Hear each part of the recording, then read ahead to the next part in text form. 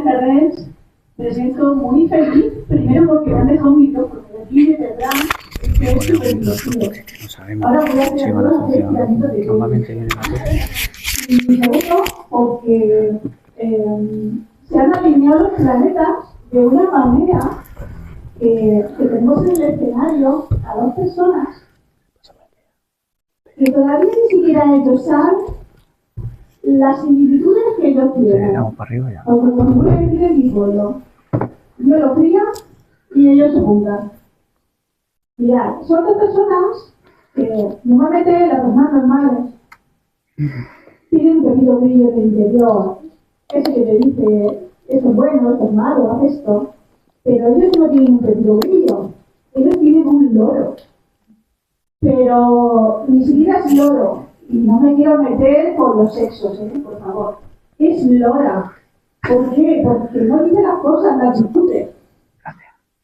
Y claro, imaginaros vivir con esa mascota día y de noche, que no lo dejan ni dormir, planteando continuamente preguntas y reflexiones, al punto que han entrenado tanto esa conversación interior y tienen tantas preguntas dentro que el universo no ha tenido más remedio que buscar los canales para responder esas preguntas a ver si se callan un rato. Entonces, ¿qué ha pasado? Pues que ambos han desarrollado una gran habilidad, que es la habilidad y el arte de preguntar. Y claro, a grandes preguntas, grandes respuestas. Y el universo moviendo de ellos ya les ha puesto en su entorno cercano personas, situaciones y estados que venían con esas respuestas que le daban paz a su alma y dejaba a la lora un ratito en silencio.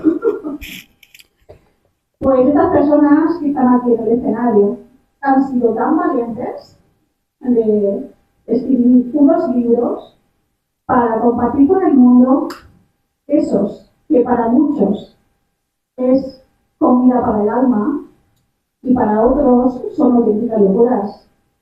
Pero ahí están. Ellos son patrimonio de la humanidad. Tenemos a Javier Sánchez como el entrevistador y a Vicente Guillén como el entrevistado. Pues con todos ustedes, con todos nosotros. Gracias.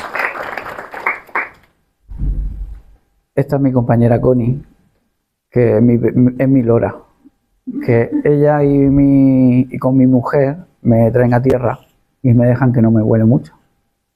Te prometo que la presentación era de 2 minutos, lo que pasa es que ella cuando coge el micrófono se explaya. Ya lo encontrarás, ya te darás cuenta durante hoy empecemos la entrevista, que va a cortar cuando quiera. Le damos esa libertad.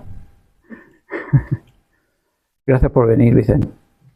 Es un regalo tenerte aquí, porque todo el mundo conoce.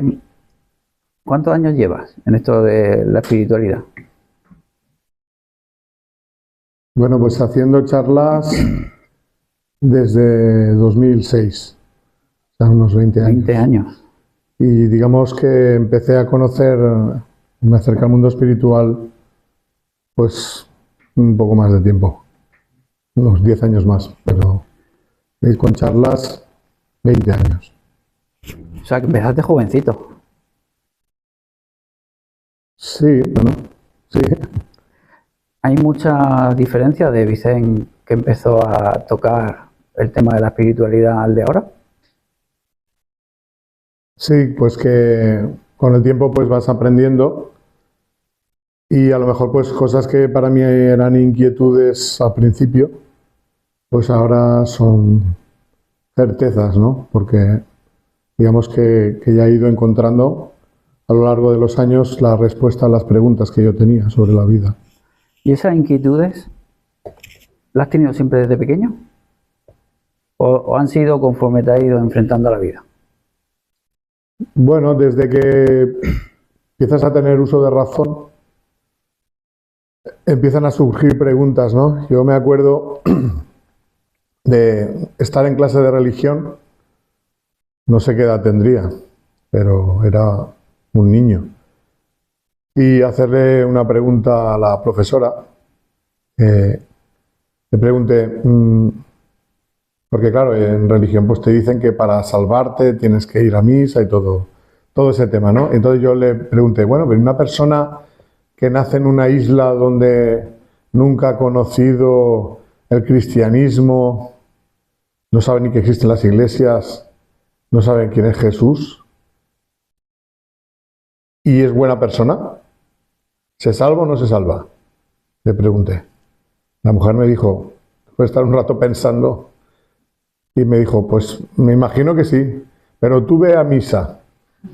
Tú ve a misa. Que tú sí la conoces. ¿Qué? Sí, tú ve a misa que tú sí la conoces. El Sí, niño claro, de la isla ya claro, lo- pero yo aún así, yo pensaba que el mundo hace mucho tiempo que existe, antes que existieran las iglesias, entonces había una inquietud en mí de pensar que no le veía sentido, ¿no?, a que las personas se salvaran solo por el mero hecho de ir a una iglesia y que no lo pudieran hacer si no conocían una iglesia. Y hace miles de años esta iglesia no existía, ¿no? Entonces pensaba, ¿cómo se salvaban en aquella época? Entonces el tema de las preguntas existenciales, yo me las hacía desde pequeño, ¿no? Yo me preguntaba, ¿y por qué la gente es buena o la gente es mala? ¿Qué pasa cuando nos morimos? ¿Qué vendrá después? Todas esas preguntas me las hacía desde bien jovencito. ¿Y os tenía respuestas a todas? Porque en aquella época el tema era muy opaco, no era tan transparente ni había tanta información como ahora. Bueno, en aquella época lo que yo sabía era lo que te contaban en religión, por decirlo de alguna manera, y luego pues la versión materialista de la vida, ¿no?, que algunos llaman científica, para mí es un cientificismo materialista, que básicamente pues decía que solo existe lo que tiene que ver con la materia, ¿no? Entonces, ninguna de las dos visiones del mundo me respondía a mis preguntas. Entonces, digamos que vivía como en un estado de búsqueda infructuosa, hasta el punto de que llegó un momento pues que yo prácticamente el tema de la iglesia lo abandoné porque no encontraba yo una respuesta y iba viviendo pues cumpliendo las responsabilidades de la vida, pero sin encontrarle un sentido. ¿Y cómo era ese Vicente de pequeño? Pues un niño bastante normal. Me gustaba ir al colegio, me gustaba aprender. Una niñez muy normal. Mis padres eran personas muy sencillas. Mi padre era camionero, mi madre pues ama de casa. Tenía campos, bueno, alquilaba campos y íbamos a trabajar al campo cuando teníamos libre del colegio. Humildes, no nos faltó de nada, pero tampoco había grandes lujos, ¿no? Una vida muy normal y muy tranquila. ¿Y en qué momento fue cuando tú empezaste a decir, voy a empezar a... Ya obtengo respuestas al tema espiritual? Bueno, yo las respuestas las empecé a encontrar a raíz de conocer a Juani, a mi mujer. En aquel momento no era mi mujer, pero porque yo la conocí porque pues me encontraba en una situación de crisis personal, tendría unos 20 años. Enfermé, tenía varias cosas que no eran graves, pero eran dolorosas, no se curaban con los medicamentos. Y mi hermana me dijo, hay una mujer en el pueblo que atiende a la gente gratuitamente, lo que antes se llamaban curanderas.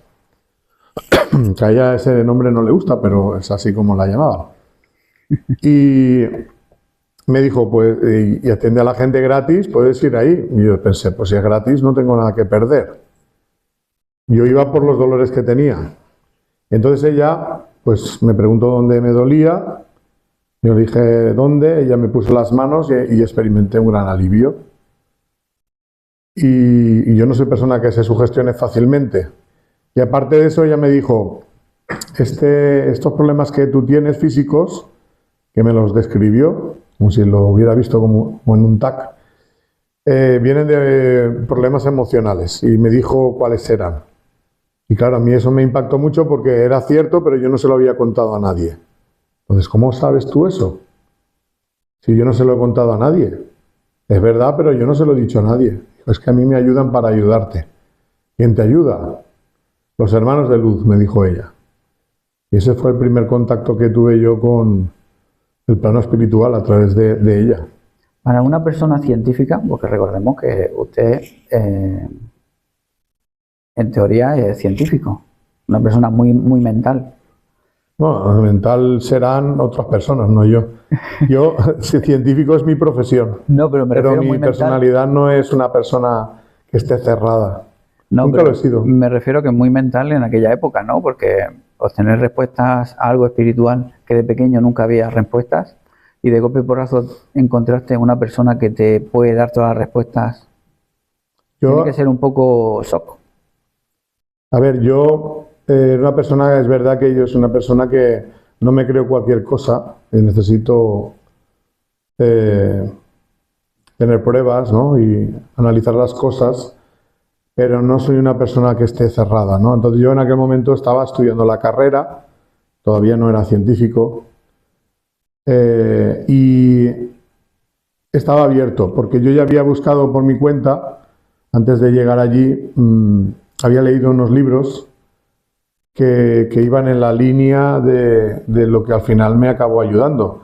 Los libros, por ejemplo, de Raymond Moody, Vida después de la vida, o de Helen Wambach, Vida antes de la vida.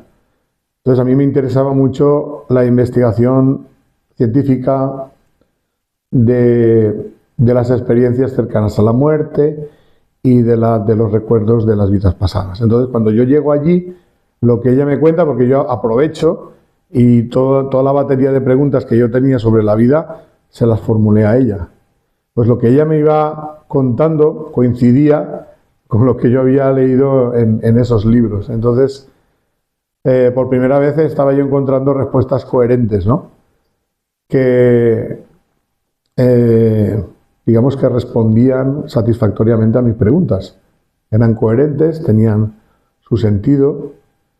Y entonces, pues, me pareció que, además ella me dio consejos, ¿no?, para curarme de esas enfermedades, y yo los fui poniendo en práctica y las enfermedades se fueron curando, ¿no? Entonces, eso me dio confianza de que realmente las cosas eran así. Y entonces, pues, también ella me dijo cómo se podía hacer para contactar con el plano espiritual. Entonces, yo considero que a lo mejor soy una excepción, pero no soy una persona que por haberme dedicado a la ciencia esté cerrada a la exploración digamos, de lo invisible, ¿no? Lo que se suele llamar paranormal. Cuando empiezas a obtener respuestas a todas tus preguntas, ¿te das cuenta lo solo que has estado anteriormente? ¿O vacío? Yo ya me sentía vacío y lo que me di cuenta es que había tenido una venda. Y es verdad que cuando te sientes sin respuestas también te sientes solo. Es una combinación de sentimientos, más que todo porque crees que nadie se plantea esas cosas, ¿no? Yo, por ejemplo, gente de mi edad, los veía simplemente interesados en pasárselo bien y poco más. Y alguno que le hacía alguna pregunta, solo por la respuesta que me daba, ya me daba cuenta que pensaba que estaba un poco chalado, ¿no? Y en mi familia tampoco veía que hubiera un interés en explorar ese mundo, ¿no? Entonces sí que me sentía bastante solo e incomprendido. Cuando eras pequeño, ¿te considerabas que tenías un don? Quiero decir, cualquier persona puede llegar, ya que has vivido las dos vertientes, la mental y la espiritual, ¿se necesita un don para llegar al mundo espiritual? Yo no consideraba que tuviera ningún don. Para mí el don lo ha tenido mi mujer. Para mí ella sí que ha nacido con un don, con una, digamos, conexión con el plano espiritual muy abierta desde el principio. Yo lo que sí que considero que venía con un propósito y lo he ido descubriendo a lo largo de la vida, ¿no? Y ese propósito ha hecho que se hayan despertado algunas capacidades que estaban dormidas, pero sobre todo yo considero que la principal cosa que a mí me ha hecho despertarme es una gran necesidad de entender la vida y de encontrarle sentido. Dicen que detrás de un buen hombre siempre hay una gran mujer. ¿Se confirma la norma? Yo diría que al lado, porque yo no considero que ni esté yo delante. Tal vez sí que hago de portavoz y ella actúa, digamos, de una manera más discreta, pero digamos que lo considero una labor en la que estamos los dos juntos, donde cada uno hace una función, ¿no? Digamos que ella tiene unas capacidades que yo no tengo y a lo mejor pues yo tengo algunas capacidades que ella no tiene y entre los dos, sumando las dos, pues hacemos uno, ¿no? Y nos ayudamos mutuamente. Qué bonito es trabajar en equipo. Esa simbiosis entre energía masculina y femenina que sostiene un proyecto, eso es importantísimo. En mi caso, para mí es todo. Yo es que para mí la vida ha cobrado sentido a partir de conocerla a ella, porque antes de ella, pues eso, yo considero que vivía como con una venda en los ojos y después de conocerla, pues esa venda ha caído y he conocido muchísimas cosas, muchísimas. ¿Vicente de joven o de niño, qué inocencia siguen manteniendo? Porque conforme se te cae la venda y empiezas a aprender más cosas, y empiezas a tener respuesta a tantísimas preguntas de tantos años, llega un momento en que miras para abajo y ves todos los años que has pasado y dices, yo me estoy transformando, me estoy convirtiendo o me estoy llenando. ¿Qué inocencia de Vicente sigue estando ahí?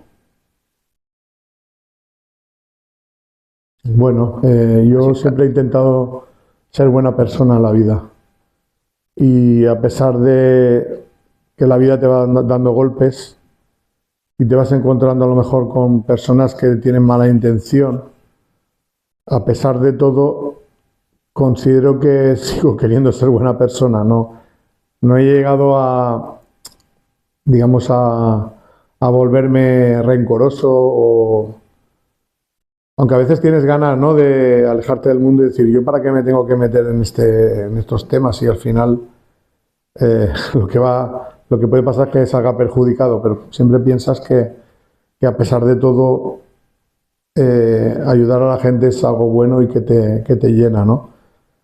Entonces, digamos que no soy inocente ahora como lo era cuando era más joven, ingenuo diría yo. Antes era más ingenuo, era más fácil que me pudieran engañar, ahora es más difícil. Pero sigo creyendo que lo importante en la vida es ser buena persona e intento cada día intentar ser un poco mejor persona que el día anterior. ¿Eso lo heredaste desde casa? A ver, ¿O lo has aprendido con el camino a base de yo errores? pienso que eso lo llevaba desde nacimiento. También es verdad que no me quejo de la familia que he tenido.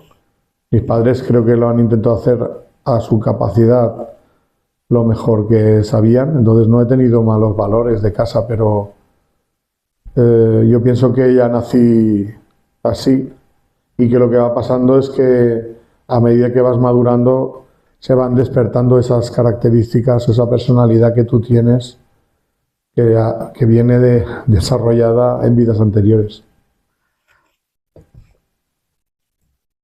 ¿Qué etapa de tu juventud te hizo madurar? Porque vamos subiendo peldaños de joven, qué quieres estudiar, qué decisiones tienes que tomar, qué carrera vas a coger. Todas esas decisiones siempre uno las va tomando y muchas veces no sabe por qué, pero las toma. ¿Qué etapa de tu juventud te hizo importante, una decisión importante? ¿Qué te hizo madurar? Vamos.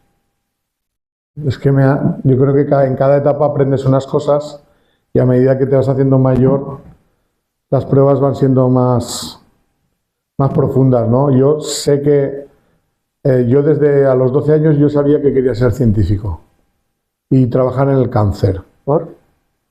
Era como algo como una pasión, ¿no? Como una vocación. Entonces lo conseguí, porque al final acabé haciendo la tesis doctoral en terapia genética y trabajando en genética del cáncer.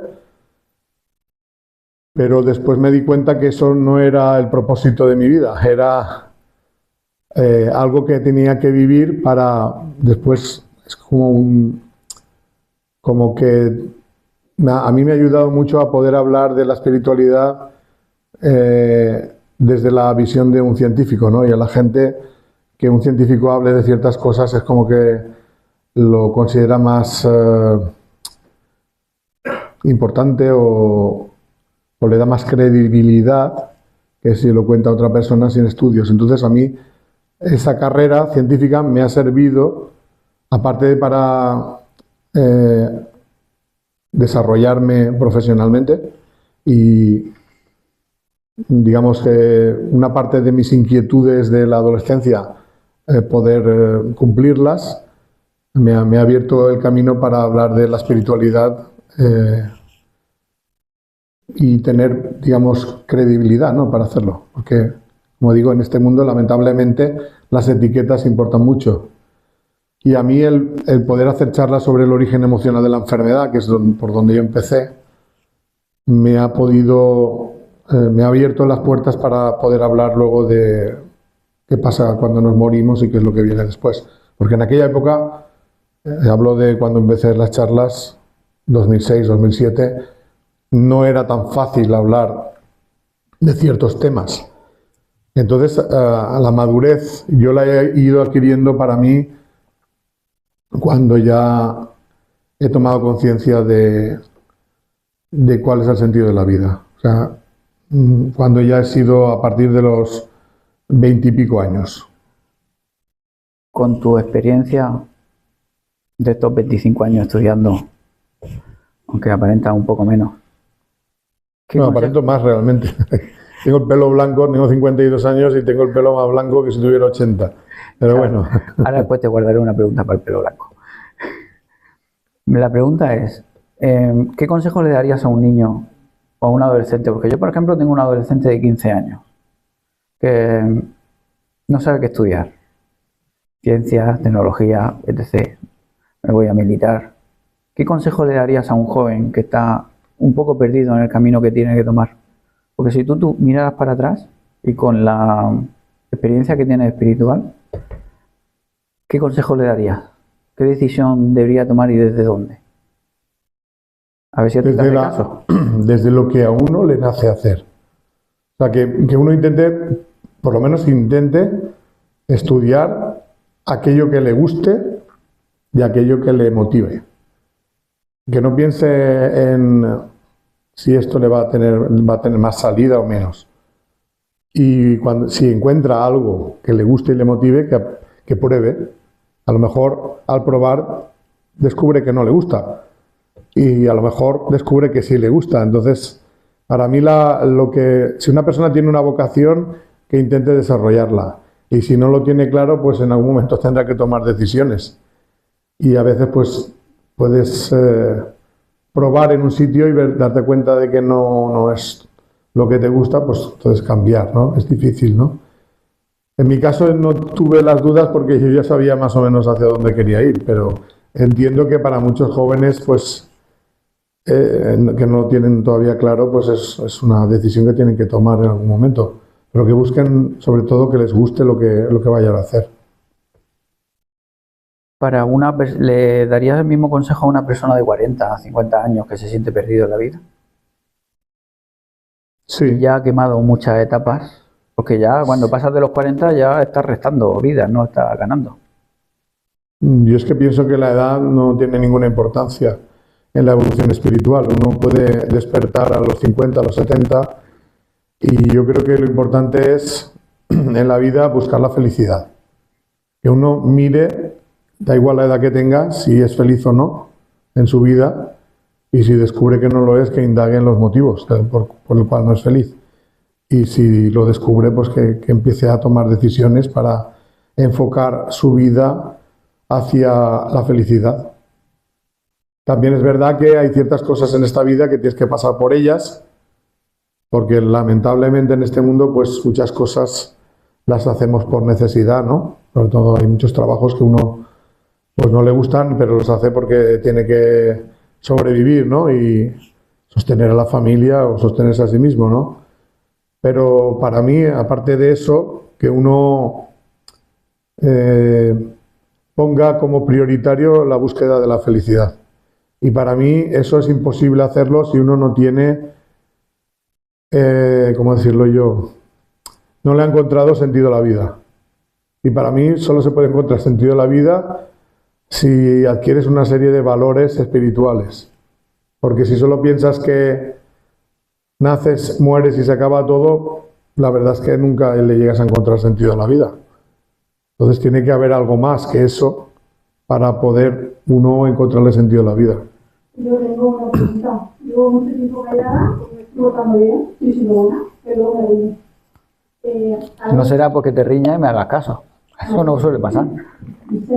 Porque el susto de Javi ya me lo sé. Eso ya me lo he comido. Pero en tu caso, que no eres una persona que ha despertado de pequeñito, sino que ha pasado en un momento de tu vida, ¿qué le puedes aconsejar a una persona que mañana ha pasado al otro?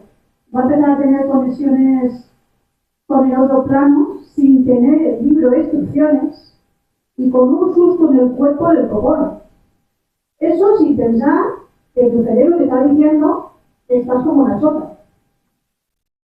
¿Qué consejos le damos a esas personas para que no tiren la toalla, para que sigan entrenando, fortaleciendo y relajándose hasta que se acostumbre a ese estado y para que valore realmente ese proceso que está viviendo? Bueno, el primer consejo sería intentar transmitirles que en este mundo venimos a algo más que a trabajar o a ser ricos, famosos o sexys, que venimos a mejorar espiritualmente y que antes de nacer ya elegimos una serie de pruebas y de capacidades.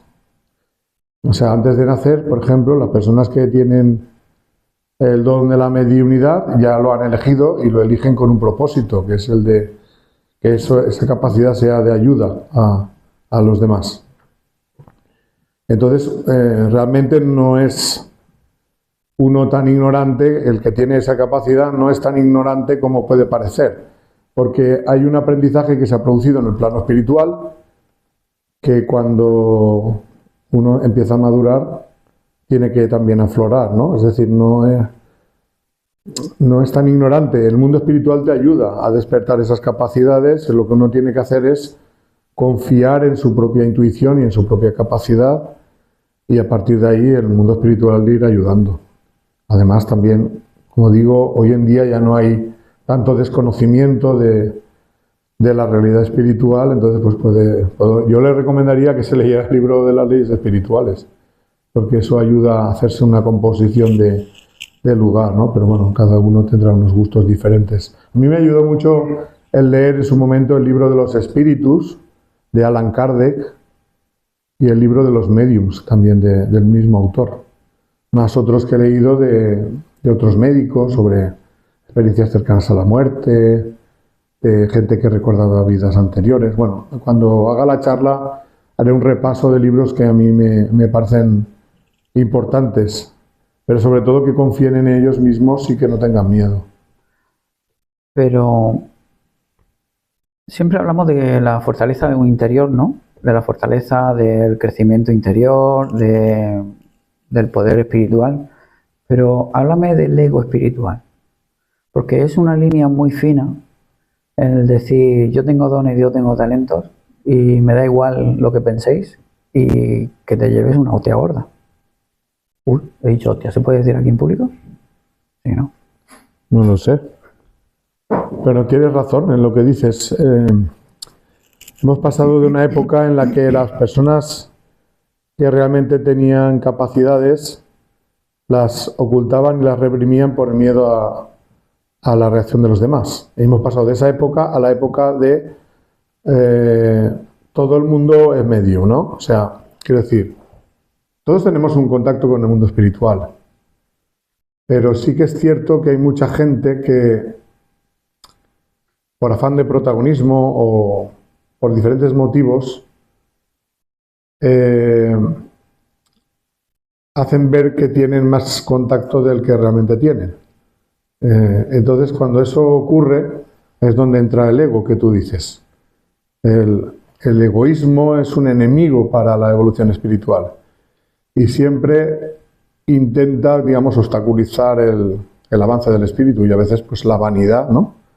Es un defecto, hace que las personas se dejen llevar por ella y dejan de ser sensatas, ¿no? El mundo espiritual no te dice, no te regala los oídos, te dice la verdad. No responde siempre a lo que tú quieres en todo momento y con cualquier fin. Te dice cosas contadas que suelen ser necesarias para tu evolución, te gusten o no te gusten. Son muy duras las canalizaciones, la mayoría. Bueno, eso yo no tengo una mala experiencia en eso. Para mí, más que duras, es que son... Hay un aprendizaje detrás de una canalización. Pregunto. Para mí tiene que haber una sensatez para saber si esos mensajes vienen de tu propia mente o vienen del plano espiritual. Eso es muy importante, una sensatez.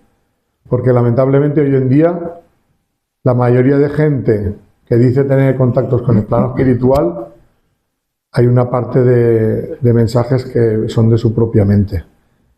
Y eso es por culpa del egoísmo que tú comentabas, de la vanidad. Sí, nosotros lo solemos llamar espiritualidad de mercadillo, pero porque consideramos que la energía tiene una lectura y esa lectura tiene unos deberes detrás.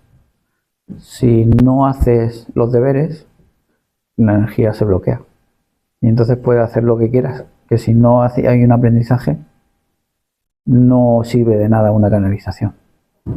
No sé si estás de acuerdo. Yo creo que lo más importante es que los mensajes que uno recibe, uno se los ponga en práctica en sí mismo, ¿no? Y a medida que uno va poniendo en práctica en sí mismo eso, la ayuda espiritual se volverá más profunda y podrá ayudar a otras personas. Pero si uno no lo aplica a sí mismo, ¿qué más le pueden decir, no? Si una persona está buscando mejorar y pide ayuda al plano espiritual y dice, ¿tu problema es este? Y esa persona dice, no, yo no quiero reconocer esto. ¿Qué más le pueden decir? ¿Qué más le pueden decir? No le pueden decir nada más, porque lo que va para ella no se lo aplica. Entonces, ¿qué consejos puede dar a otras personas si no se lo aplica para ella misma? Entonces, para mí esa es la base, ¿no? El saber que donde más podemos aplicar los mensajes del plano espiritual es hacia la mejora de nosotros mismos. Y si eso lo ponemos en práctica, pues a lo mejor nos van dando cosas para los demás. ¿Qué es ser espiritual? Desde la esencia de la energía. A ver, para mí, aunque no lo queramos reconocer, todos somos espirituales porque somos espíritus, ¿no? Para mí ser espiritual es admitir esa realidad. Es decir, que somos espíritus y que venimos a mejorarnos a este mundo y que necesitamos ayuda para hacer ese trabajo, ¿no? Entonces, para mí eso implica creer en la vida más allá de la muerte, o sea, en la inmortalidad del alma, en la reencarnación y sobre todo en esforzarse por ser buena persona. Para mí eso es lo principal, esforzarse por amar más y ser menos egoísta. Ahí entramos en el amor. Tú, como buen experto del amor y de buenas relaciones, ¿qué forma inmadura de amar tuviste que perder? ¿Perdón? No entendí la pregunta. ¿Qué forma inmadura tuviste que perder para conocer la verdadera? Cuando eres adolescente y joven, a veces crees que estás enamorado, pero no lo estás. Solo tienes la ilusión de querer estarlo. Y a veces pues entras en relaciones y con el tiempo te das cuenta que no son de amor verdadero. Entonces, eso es lo que yo he aprendido, ¿no? A distinguir lo que es amor verdadero de lo que no es. Me refiero al tema en este caso de las parejas. Sí. Eso es una de las cosas que he aprendido, ¿no? Y también he aprendido que las personas que realmente te aman no te hacen daño intencionadamente. Si la persona te hace daño intencionadamente, es que no te quiere mucho, No hay amor. que no hay amor. ¿Qué te enseñó el amor? ¿Qué teoría te podía decir que te ha enseñado el amor en todos estos años? ¿Qué me ha enseñado el amor? Y no vales que nombre a Juanita. Ah, pues entonces no digo nada, porque es imprescindible que yo lo haga. Para mí el amor de pareja es el primer paso para sentir amor incondicional. Si uno renuncia al amor de pareja, se está cerrando la puerta a experimentar otros tipos de amor. También es verdad que el amor a los hijos es muy importante, a la familia, a las amistades, todo es muy importante. Pero el amor de pareja para mí es central en la vida de una persona, y el llegar a experimentar amor verdadero de pareja, y yo creo que es algo maravilloso y lamentablemente escaso en este mundo.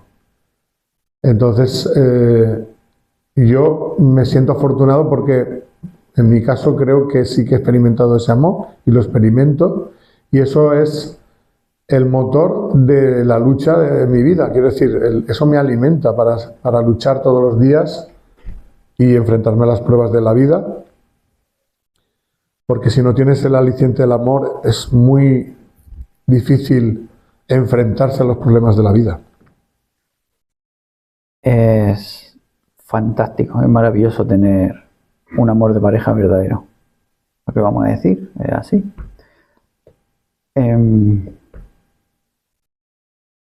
Cuando estamos en el mundo espiritual, muchas veces nos volcamos en ayudar a los demás, porque vemos que podemos ayudar. ¿Qué aprendiste? ¿Cómo aprendiste a ayudar a los demás sin perderte de ti? Porque muchas veces nos agotamos tanto que decimos, tengo que soltar a este paciente o a este libre albedrío que hay. Ahí está la clave, lo que acabas de decir último, respetar el libre albedrío. Tú puedes querer ayudar a alguien y esa persona puede ser que no quiera esa ayuda. Pues entonces tienes que dejar que esa persona haga su marcha. O sea, que se pueden dar consejos, pero no podemos esperar que los demás los sigan, sino respetar que cada uno tiene su libre albedrío. Entonces, que lo principal que nosotros podemos hacer es actuar sobre nosotros mismos, como he dicho, intentar ser mejores personas, cada uno luchando contra sus defectos, y luego, pues si te quedan fuerzas y quieres intentar ayudar a los demás, hacerlo sin expectativas. Sin expectativas quiere decir que no esperes que la otra persona haga lo que tú le recomiendes o le aconsejes. Simplemente intenta ayudarle hasta donde puedas y luego que esa persona decida qué quiere tomar de esa ayuda. Y ya está. Científico, estudioso. Y de golpe y porrazo te pones a estudiar y a divulgar las leyes espirituales. ¿Eso cómo encaja en tu familia? Bueno, mis hermanos, en un principio, cuando yo empecé a hacer esos cambios, no lo vieron mal. De hecho, pues algunos de ellos, pues yo me dejé de comer carne, me hice vegetariano y ellos también lo hicieron. Mis padres, pues a su manera de ver, pues pensaban que era como si fuera una excentricidad, ¿no? Le ha dado por ahí al chiquillo y ya veremos, ya se cansará, ¿no? No me generaron grandes problemas en el principio, ¿no? Quiere decir que yo iba haciendo charlas, pues muchas veces ellos ni se enteraban de lo que iba haciendo. Pero sí que es verdad que cuando empezaron el tema de los libros y a extenderse el tema de los libros, mi madre, como veía yo, me veía los libros para arriba y para abajo, siempre estaba diciéndome, ya esta es la última vez, ya no hagas más libros, ya esta es la última impresión, no hagas más. Total, para no ganar nada, claro, porque ella sabía que los libros se hacían sin ánimo de lucro y lo que se recogía era para volver a hacer más, es decir, no había ganancia. Entonces, claro, eso ella no lo podía entender. No podía entender cómo estaba yo haciendo un montón de trabajo sin remuneración, ¿no? Entonces, ella vino a una charla al principio, pero luego dejó de venir y solo hacía que decirme eso. Mi padre no me decía nada, tampoco se metía mucho, y en el trabajo es donde tenía más problemas. Porque había gente que llamaba a mis jefes o les enviaba correos, pues hablándoles mal, ¿no? Que como una persona que hacía eso que estaba trabajando allí, ¿no? Entonces, luego mis jefes me reenviaban los correos sin decirme nada y yo pensaba, bueno, a ver, dime algo, ¿no? O sea, vale, sí, ya te han enviado esto, vale, pero ¿cuál es tu opinión? ¿Que quieres que no te parece bien? Bueno, al final es verdad que eso genera un poco de mal rollo. De hecho, tuve que quitar de la contraportada del libro donde trabajaba, me lo dijeron ellos, porque ellos se cansaron de recibir correos y dijeron, pues no, quita que trabajas aquí. Y yo, pues vale, pues lo quitaré, porque me lo habéis pedido vosotros y tengo que respetarlo, pero yo no consideraba que estuviera haciendo nada malo y que tuviera que ocultar eso. Es cierto que durante una época tuve una serie de, ¿cómo decirlo?, de perseguidores, ¿no? De gente, lo que se llama haters ahora, ¿no? Que cuando yo iba a hacer una charla en algún sitio empezaban a enviar correos al ayuntamiento, o si era una sala, o, bueno, inventándose mentiras y para que se cancelaran las charlas. Luego ya me di cuenta un poco que esta gente pues estaba pagada, les pagaban las compañías farmacéuticas, pues porque yo iba a hablar del origen emocional de la enfermedad y se ve que a ellos eso iba en contra de los intereses, ¿no?, de las farmacéuticas y al final pues esta gente perseguía a mucha gente, no solo a mí. Todo eso cuando terminó, pues cuando vino el COVID, como ya se cancelaron todas las charlas de todo, pues se ve que estas personas dejaron de tener ingresos porque se ve que cobraban por charla cancelada y ya dejaron de, cuando volvió ya todo un poco a la normalidad, ya dejaron de molestar, pero se llevaron un montón de denuncias porque la verdad es que fue acoso a mucha gente y fue una época desagradable porque tú vas con toda tu buena fe a intentar hacer algo para ayudar a la gente y siempre tiene que haber alguien que no le caigas bien y le quiera dar la vuelta, y al final hay gente que cuando muchos perros ladran, se cree que a quien le están ladrando es un delincuente, ¿no? A ver, mira la actitud de los perros, no la mía, yo no he hecho nada, y eso fue muy desagradable. Por eso te he dicho antes cuando me has preguntado sobre el tema de la inocencia que conservaba, esa época me hizo perder la inocencia, ¿no? De ver que realmente hay gente que actúa con mala fe para hacer daño, pero bueno, como decía Don Quijote, ¿no? Ladran Sancho o así, no sé cómo decía, que era una manera de decir, algo de lo que estamos haciendo es necesario e importante cuando hay gente negativa que intenta obstaculizarlo, ¿no? Sí, pero tiene que ser duro. ¿Y quién te sostiene en ese camino? Porque cuando tú empiezas a recibir haters, oye, bueno, es de Torrevieja, yo soy de aquí, pues lo que ponga en redes sociales me da igual porque no me conoce.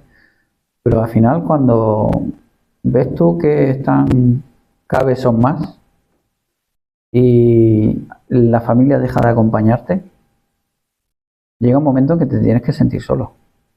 Bueno, en mi caso no fue así, cada vez no eran más, eran a lo mejor 4 o 5 personas, pero con 50 perfiles a la vez, ¿no? Sabes que no es mucha gente. Mi familia, la importante, siempre me ha apoyado, que es mi mujer y la familia cercana, mi hija, mi mujer y la gente cercana y los amigos, siempre me han apoyado y yo pues, con ella me desahogaba. Pues cuando tenía momentos así de frustración, pues ella me decía, es que no le puedes caer bien a todo el mundo. Y la gente que actúa así tiene mala intención, no solo te persiguen a ti, le persiguen a mucha otra gente, ¿no? Entonces se cansarán. Me decía que se cansarían y efectivamente así ha sido, se han cansado.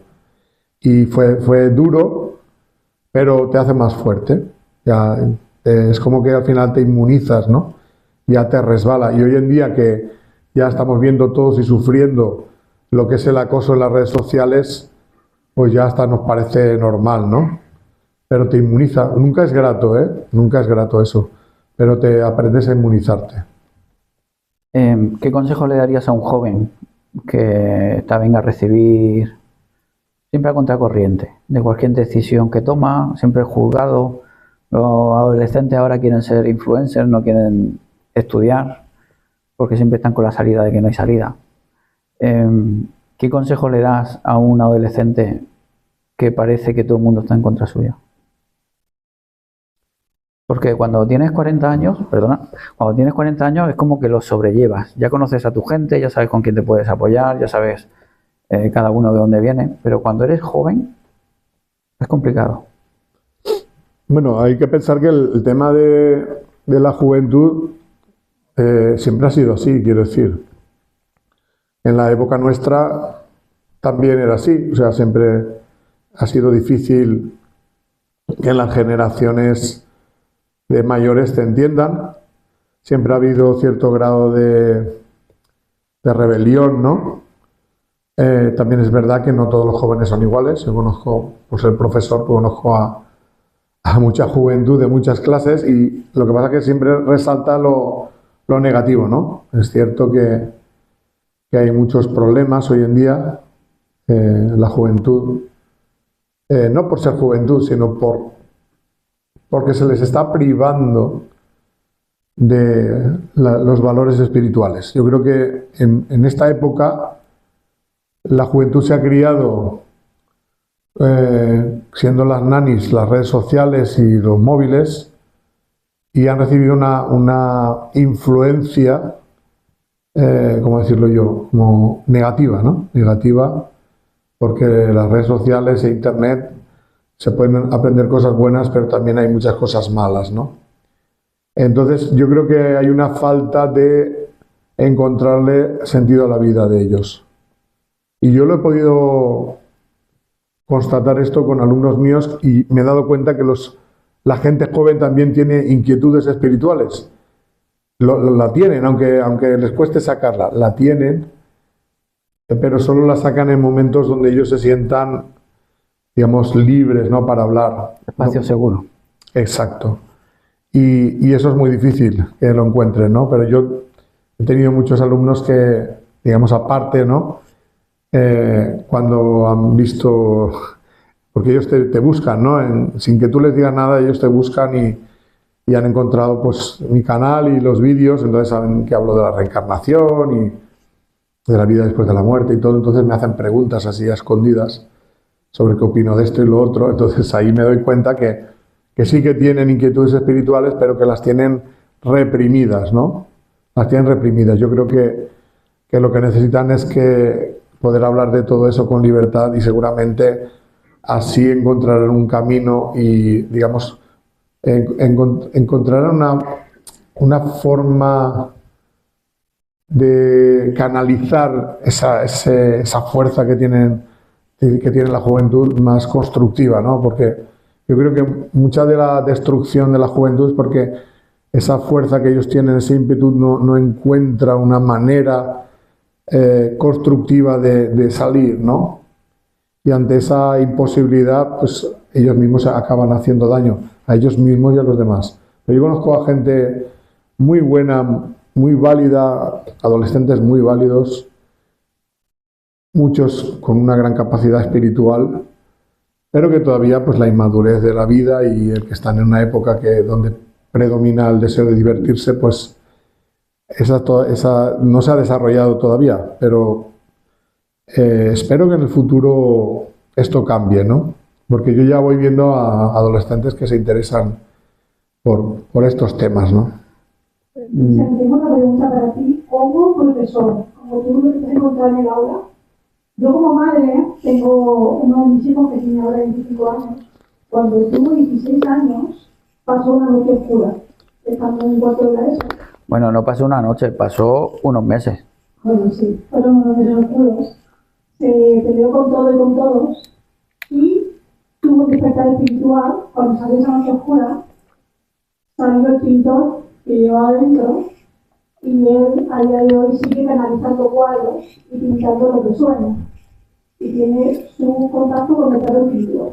La pregunta es, ¿crees que es necesaria la noche oscura para romperse, para poder permitir ese contacto espiritual? A veces sí, a veces no. Quiero decir, muchas veces, por poner un ejemplo, ¿no? La capacidad espiritual es como el agua de un río, ¿no? Si tú pones obstáculos, ¿qué va a pasar? Pues que el agua se va a estancar, va a crecer, va a ir subiendo el nivel y llegará un momento en que reviente el obstáculo, ¿no? Y eso sería, pues, parecido a lo que tú has dicho, lo de la noche oscura, ¿no? Necesita como una crisis fuerte para poder, digamos, destaponar, ¿no? el flujo de la corriente, ¿no? Pero si no pones ningún obstáculo, esa corriente va a poder fluir sin necesidad de que haya crisis. Es difícil que ocurra porque hoy en día es muy difícil y muchas veces pues es a través de una crisis, pero no necesariamente. Puede ser a través de una enfermedad como tú. A veces sí, por ejemplo, enfermedades. Las enfermedades suelen ser un síntoma de una crisis existencial. Sí. Nosotros lo que más tenemos en la consulta es gente que viene con una enfermedad diagnosticada y lo que se da cuenta de que tiene que darle la vuelta de otra manera. Para ir cerrando, ¿qué verdad enseñas hoy que te costó vivir?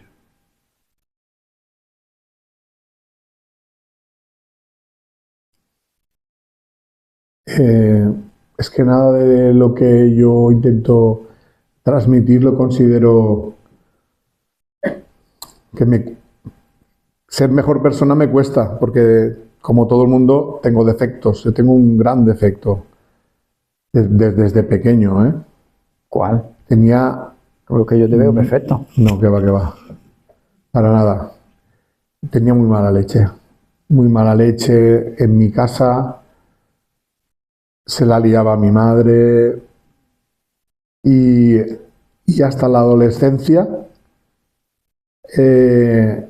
antes de, digamos, conocer el tema espiritual, yo no hacía por cambiar eso. Pensaba que era pues mi personalidad. Cuando empecé a entender que estamos aquí para mejorar es cuando dije, esto es un defecto, lo que tengo que intentar mejorar. Y eso me ha costado. Me ha costado hasta el día de hoy, que me sigue costando, pero me esfuerzo por cada vez tener menos mala leche y ser, digamos, cuando me viene una situación que no me gusta, pues intentar resolverlo de una manera constructiva sin enfadarme, ¿no? Eso es lo que más me ha costado, el mejorar ese defecto, ¿no? Y me sigue costando. Las cosas que he aprendido del mundo espiritual, yo creo que todas tengo que agradecerlas, porque a mí me han ayudado a encontrarle un sentido a la vida y a enfocar mi vida de una manera espiritualmente provechosa y a ser más feliz. Vaya, nos vamos a parecer más de lo que pensaba.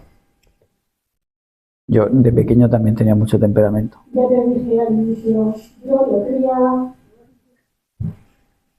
Bueno, ahí tenemos a Pepito Grillo. Me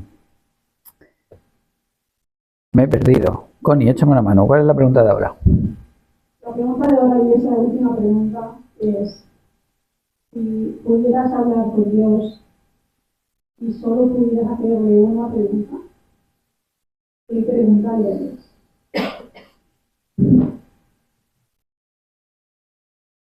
Yo te puedo decir lo que le preguntaba cuando era adolescente, que era que por qué el mundo era como era. Es lo que me preguntaba. Y que cuándo iba a cambiar, cuándo iba a ser mejor. Y la contestación a esa pregunta ya la tengo. Cuando el ser humano quiera. Entonces, Yo pensaba que me ibas a responder: Dios mío, ¿me va a durar este amor con Juan 10 o 15 vidas más? no tengo esa pregunta porque estoy seguro de que la amaré para toda la eternidad. Qué bonito. Eso se merece un aplauso. Por favor.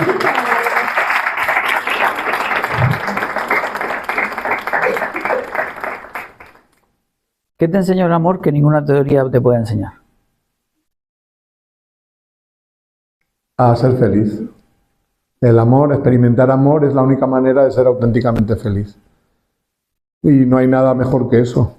¿Qué hay mejor que alcanzar la felicidad? En este mundo es muy difícil, porque siempre, lamentablemente, por el egoísmo nuestro y de las demás personas, siempre hay conflictos y pruebas que muchas veces pues te dificultan la felicidad completa, ¿no?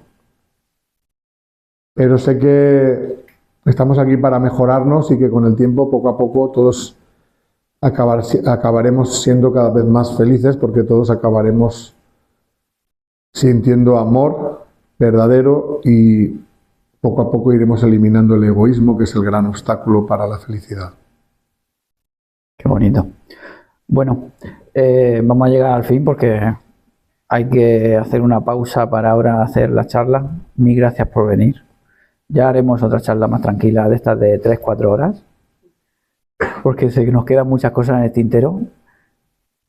Para toda aquella persona que desee comprar el libro de Vicent, lo tenemos ahí, y Juanita enseguida estará ahí para poder venderlo. Quiero recordar que si la gente no lo quiere comprar físico, lo tiene en la página online gratis, en PDF. Y ahora pues dejad vuestras cosas en el sitio, si os queréis levantar, y necesitamos 15 minutos para volver a empezar la charla. Pues es que no lo tengo aquí, Connie. No se va a ¿verdad? Es que soy hombre, se me ha olvidado. Ya no sabéis lo que hacer para que yo me pueda decir aquí. Bueno, nosotros también somos un poco raros, que ahora dicen que es lo normal ser raro. Y entonces también hemos escrito 2 libros y queríamos regalarte uno, que es Ojos Tiernos, que fue el primer libro que hicimos. Y es un libro que te ayuda a conectar con la espiritualidad día a día. A través de un guía que habla con su maestro, una bolsa entregada por mis cuadritos, y que te ayuda a conectar con tu zona espiritual. Espero que te guste tanto como nos gusta el tuyo. Muy bien, pues muchas gracias por el regalo y gracias por la invitación, ¿no?, a hacer esta entrevista. La verdad que esto me fastidia un montón, Vicente, porque tenemos tantas preguntas, ya que te tenemos aquí, queremos hacerte, pero como te queda la encuesta, pues me fastidia decir que no sé. Decirte hasta luego, que ahora empezamos la charla. Así que, bueno, encendemos las luces y terminamos, Maribel, que si no, no sé terminar. Gracias. Vicente.